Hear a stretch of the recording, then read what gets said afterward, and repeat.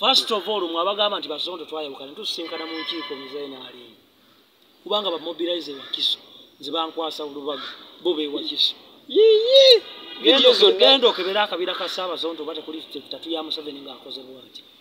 ati wakalabo nze kasa group yayingira mu mbaba sinenfuluma everywhere wali ba mafia sibeerawo Dr. Tay can detect a mafia nabagamba bingi bya sayogera ku Basonto ne Basonto abola bantega gulunedi mu wentuula mbonje mu motoka zijentule bwenti antula zikwewo ne detecting ne nfuluma emisine enzimu twekuba kama sasa nga tuli ku studio ya reality emundu nevuga ngenda okutegera ndi bawadde milioni 5 bandiemu oluku Dr. Tichi kye bamwagasa abeeruminati baagala nnyo omutoga Dr. T engeri gye gulowoozaamu ne mayindi yange baagala era bo babayingiriza mu Illuminati buli zonta alina omukirema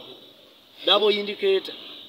ne okuva lwa yawukana nabo naawe ani alese munne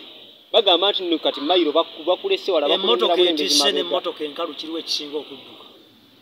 era bikenkalu edduka yes I haven't ever seen a wise piglet like it.